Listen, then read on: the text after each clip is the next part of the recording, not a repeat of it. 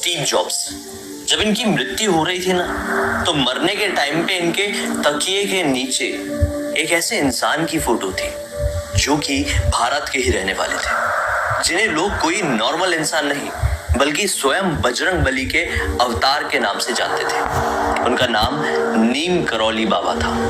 केवल Steve jobs ही नहीं बल्कि फेसबुक कंपनी के मालिक मार्क ज़ुकरबर्ग, यहाँ तक कि बड़े बड़े हॉलीवुड सितारे, बड़े बड़े बॉलीवुड के सितारे इनके भक्त हुआ करते हैं, मुरीद हुआ करते हैं। हार्वर्ड यूनिवर्सिटी के एक बहुत बड़े मैथमेटिशियन इनके भक्तों की सबसे बड़ी जो लिस्ट है उसमें सबसे ऊपर शुमार है। नीम करौली बाबा ये इतने ज्यादा चमत्कारी बाबा थे कि इन्होंने पानी को घी में बदल दिया था। एक रात एक साथ 1000 गोली खाए थे, उसके बाद भी वो 1000 गोलियां इनका कुछ भी नहीं बिगाड़ सकी थी, बाल भी बांका नहीं कर सकी थी। नीम करौली बाबा वो बाबा थे जिन्हें एक बार जब ट्रेन से उतार दिया गया था ना, तो जो ट्रेन थी वो बीच घने जंगल से आगे भी नहीं बढ़ पा रही थी। दोस्तों, आज मैं आप लोगों के सामने उन्हीं की जीवनी की एक ऐसी सच्ची कहानी लेकर आ गया हूं जिसे सुनने के बाद आप लोग बहुत ज्यादा हैरान हो जाएंगे। ये इतने ज्यादा चमत्कारी पुरुष थे कि आज भी देश विदेश के बड़े बड़े लोग, पढ़े लिखे लोग, जो लोग विज्ञान से बहुत हद तक जुड़े हुए हैं, वो भी इनके मुरीद हुआ करते हैं। नीम करौली बाबा, जो बचपन में जो पैदाइश इनका नाम था लक्ष्मी नारायण जी। इनका जन्म सन 1900 के आसपास उत्तर प्रदेश के अकबरपुर नाम के गांव में हुआ था। केवल 11 वर्ष की उम्र में ही इनका विवाह हो गया था, लेकिन विवाह के कुछ ही दिनों बाद इनका जो मन है वो सांसारिक सुखों से उठ सा चला गया था। एक तरीके से देखा जाए तो वो इस जीवन को बहुत अच्छे से समझ चुके थे। उन्होंने अपना घर छोड़ दिया और घर छोड़कर कहीं बहुत दूर चले गए। इनके घर छोड़कर जाने के कुछ सालों बाद एक बुजुर्ग आदमी रहे होंगे, उनको ये कहीं दिखाई दिए और वो इनके जाने के कुछ सालों बाद एक बुजुर्ग आदमी रहे होंगे, उनको ये कहीं दिखाई दिए और वो इनके जानकार थे। इन्होंने लक्ष्मी नारायण जी के पिताजी को बताया कि आपका जो बेटा है वो इन हालातों में यहाँ पर रह रहा है, उन्हें घर पर बुला लो। पिताजी को जब पता चला तो वो अपने पुत्र मोह से बच नहीं पाए और उन्होंने जल्दी से जल्दी अपने बेटे को अपने घर पर बुला लिया।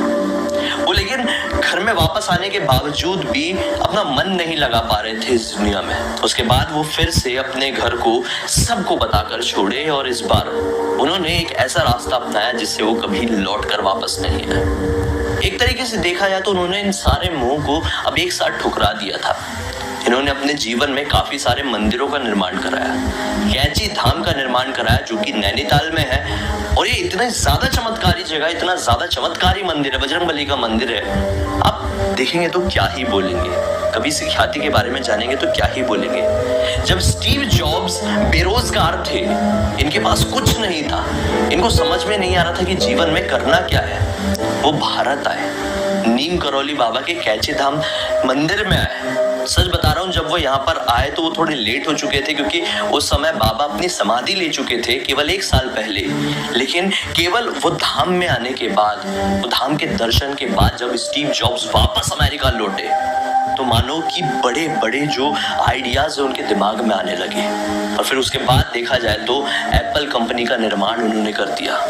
आज भी बहुत सारे लोग ये मानते हैं कि एप्पल कंपनी किसी और के बदौलत नहीं बल्कि नीम करौली बाबा के आशीर्वाद की वजह से ही चालू हुई है। और ये खुद स्टीव जॉब्स ने काफी सारे इंटरव्यूज में क्लियर कहा है। दरअसल एक बार की बात है, नीम करौली बाबा थोड़े बड़े हो गए थे, अपने जीवन के शुरुआती दिनों को काट रहे थे, तो एक जगह से दूसरी जगह जाना था तो उसके लिए वो ट्रेन का उपयोग कर रहे थे। उस समय उनके पास ज्यादा पैसे नहीं हुआ करते थे तो वो ट्रेन की टिकट ले नहीं पाए और बिना टिकट के ही ट्रेन में चढ़ गए। ट्रेन चली जा रही थी और टीसी आया, टीसी सबके टिकट चेक करने लगा। चेक करते करते वो बाबा के पास पहुंचा, बाबा की टिकट देखा, टिकट तो थी नहीं।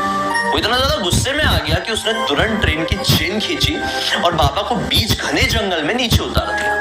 अब क्या था, ट्रेन वापस से चलनी थी। सभी लोगों को पता चल गया था, ये ब्रिटिश जमाने की बात है, ट्रेन में ज्यादा लोग सवार भी नहीं थे, तो लोगों को पता चल गया था कि अच्छा कोई आदमी है, उसको ट्रेन से उतारा गया है, टीसी बहुत गुस्से में आ गए, तो रोका गया। अब खैर, अब ट्रेन के आगे बढ़ने का समय है, ट्रेन चालू ही नहीं हुई। सभी लोग हैरान, सभी लोग अफसर वगैरह हैरान, पूरे जितने भी पैसेंजर्स थे जिन्होंने देखे थे कि इस तरह से बाबा को उतार दिया गया है, टीसी हैरान। ट्रेन आगे बढ़ ही नहीं पा रही, पता नहीं क्या परेशानी होगी, किसी को समझ में ही नहीं आ रहा था। काफी घंटे बीत गए, 3-4 घंटे वहीं पर बीत गए। बाबा किनारे में खड़े हुए ये सब कुछ देख रहे थे। इसके बाद ट्रेन में कोई सवार था, वो शायद बाबा को जानता था। उसने बोल दिया टीसी को जाके कि आपने कितनी बड़ी गलती की है। अगर आप चाहते हैं कि ये ट्रेन अपनी जगह से आगे बढ़ जाए तो बाबा को बनाइए और वापस से ट्रेन में बैठा लिए, तभी ये ट्रेन आगे बढ़ पाएगी। मेरी बात मानिए, इसी में सबकी भलाई है, नहीं तो एक बड़ी दुर्घटना भी हो सकती है। उसके बाद क्या था, टीसी ने सोचा कि शायद ये पॉसिबल हो सकता है, उससे गलती हुई है। टीसी जाता है, अफसर जाते हैं और बाबा से माफी मांगते हैं और बोलते हैं कि आप ट्रेन में बैठ जाइए वरना ये ट्रेन आगे नहीं बढ़ पाएगी। बाबा ने कुछ नहीं कहे, बार बार वो लोगों ने बाबा के सामने विनती की, तो बाबा ने केवल एक चीज ही बोले, मैं एक ही शर्त में यहाँ से ट्रेन में वापस चढ़ूंगा। शर्त ये है कि इस जगह पर एक स्टेशन, रेलवे स्टेशन का निर्माण कराया जाए, बस। अफसर क्या थे, अफसरों ने मंजूरी दे दी, बाबा बैठ गए और विश्वास नहीं मानोगे, बाबा के चढ़ते से ट्रेन चालू हो गई और फिर उसके बाद आगे बढ़ी। यकीन नहीं होगा दोस्तों, आज उस जगह पर सही में एक रेलवे स्टेशन है जिसका नाम है नींद करोली। आप खुद इंटरनेट में सर्च करके देख सकते हैं। ये तो कुछ नहीं, एक बार की बात है, बाबा अपने धाम में थे और एक बहुत बड़ा भंडारा कराया जा रहा था। देखा जाए तो बहुत सारे भक्त दूर दराज के इलाकों से आए हुए थे। भंडारे में प्रसाद को बनाने के लिए जो घी होता है वो खत्म हो गया। सब लोग चिंता में आ गए कि सामने इतने सारे भक्तगण हैं और ये अचानक से घी खत्म हो गया तो प्रसाद तो अब ठीक तरीके से बन नहीं पाएगा। बाबा को जब ये बात पता चली तो बाबा ने बोले कि ज्यादा परेशान मत हो। एक आदमी को इशारा करके अपने पास बुलाया और बोले कि जाओ कुछ लोगों को एक साथ लेकर और नीचे ही जो शिप्रा नदी बह रही है वहां में डब्बों से पानी भरकर लेके आ जाओ। सारी चीजों का इंतजाम हो जाएगा, फिक्र मत करो, बस मन में राम नाम जपते रहना। बाबा खुद राम नाम हर समय जपते रहते थे। सभी लोग डब्बे पकड़े, 2-2 डब्बे पकड़े और नीचे नदी की तरफ चले गए। नदी से पानी भरे, जब वापस लौटे, डब्बों को वापस से खोले बाबा के सामने, तो पानी के डब्बे घी में तब्दील हो चुके थे। उसमें पानी नहीं, घी था। सभी लोग हैरान। श्री राम, बजरंग बली और नीम करौली बाबा के जय जयकार के नारे नॉन स्टॉप लगना शुरू हो गए। भक्तों के सामने बराबर मात्रा में प्रसाद का वितरण हुआ। इस घटना में भी आप यकीन नहीं करते तो एक और घटना बताता हूँ। एक बार की बात है, एक दंपत्ति हुआ करते थे। दंपत्ति का जो बेटा था वो द्वितीय विश्व युद्ध में ब्रिटिश सरकार का साथ दे रहा था, उनका सैनिक था, भूटान में तैनात था और युद्ध बढ़िया खतरनाक तरीके से चल रहा था। काफी समय बीत गया और बेटा वापस नहीं आ रहा था। दंपत्ति बड़े ही ज्यादा दुखी थे। एक दिन बाबा उनके घर पर आ गए। सभी लोग टेंशन में कह रहे, अचानक से बाबा कैसे हमारे घर पर आ गए। बाबा ने बोले कुछ नहीं, तुम्हारी याद आ रही थी इसलिए तुम्हारे घर पर आया हूँ, कुछ खाना वाना दे दो, थोड़ी भूख लगी है। ये लोग बाबा के लिए अच्छा खाने का निर्माण करते, खाना बनाते हैं बढ़िया। और अब आता है बाबा के सोने का समय। बाबा बोलते हैं कि आज मैं तुम्हारे ही घर पर सोऊंगा। वो लोगों ने उनको एक छोटी से कंबल दिए। अब उनके पास जितना भी था वो लोगों ने किए। बाबा ने सामने वाले कमरे में एक बिस्तर बिछाए, कंबल बिछाए और उसी में सोने लगे। कुछ ही समय बाद बाबा दर्द से करहाने लगे। रात भर करहाते रहे, करवटें बदलते रहे। जो दंपत्ति थे जिनके घर पर बाबा आए हुए थे वो लोग टेंशन में परेशान हो गए। बोले बाबा को चल क्या रहा है, हो क्या रहा है, बाबा इतने ज्यादा तड़प क्यों रहे हैं। वो जाके बाबा को उठा भी नहीं सकते थे क्योंकि बाबा की नींद खराब हो जाती। वो देखते रहे, बाबा के सामने बैठे रहे। जब सुबह हुई तो बाबा उठे और जो कंबल उन्होंने ओढ़े हुए थे उसे फोल्ड किए और उनके हाथ में थमा दिए। बोले ये कंबल को लेकर तुम गंगा नदी में जाकर इसका विसर्जन कर दो। ध्यान रहे इस कंबल को खोल के मत देखना, रास्ते में कुछ भी हो जाए। और हाँ, ध्यान रहे ये काम करने के ठीक 1 महीने बाद तुम्हारा बेटा सही सलामत घर पर लौटकर वापस आ जाएगा। तारीख गिन के रख लो, ठीक 1 महीने में बेटा वापस आएगा, कोई परेशानी नहीं होगी। बस बाबा ऐसा कहकर वहां से निकल जाते हैं। वो लोग भी उस कंबल को उठाते हैं और गंगा नदी की तरफ बढ़ जाते हैं। जब वो रास्ते में नदी की तरफ जा रहे थे तो वो कंबल का भार लगातार बढ़ते जा रहा था और तट पर पहुंचते पहुंचते वो बहुत ही ज्यादा भारी हो गया था। इतना भारी कि मानो उसमें बहुत सारी कोई लोहे की वस्तुएं रखी हुई है। लेकिन बाबा की माने तो उन्होंने खोलकर नहीं देखा। और फिर उसको कंबल को विसर्जन कर दिया। बस उस दिन के बाद से उन लोगों की फिक्र थोड़ी कम हुई, क्योंकि बाबा ने उन्हें आश्वासन दिया था कि बेटा ठीक 1 महीने बाद लौटकर जरूर आएगा ये करने पर। विश्वास नहीं मानोगे, ठीक 1 महीने बाद, उस तारीख से ठीक 30 दिन बाद बेटा घर पर वापस लौट कर आया। केवल लौट कर नहीं आया, बल्कि बेटे ने एक ऐसी बात बताई जिसे सुनकर इनके पैरों तले जमीन निकल गई। बेटे ने बताया कि इस तारीख की बात है, रात का वक्त था, अचानक से हमारी टुकड़ी के ऊपर दुश्मनों ने हमला कर दिया और लगातार गोलियों की बारिश की। लगातार मेरे जितने भी साथी थे सभी लोगों की गोली लगकर मृत्यु हो गई। मैं भी उनके साथ था, लेकिन पता नहीं क्या ऐसा चमत्कार हुआ कि एक भी गोली मुझे छू भी नहीं पाई। गोलियां बाजू से, ऊपर से, नीचे से, कहीं से भी निकल जाती थी, लेकिन मुझे गोलियां लग नहीं रही थी। मैं तो सारी उम्मीदें त्याग चुका था, मुझे यकीन था कि आज मेरी मृत्यु हो जाएगी, लेकिन मुझे कुछ भी नहीं हुआ।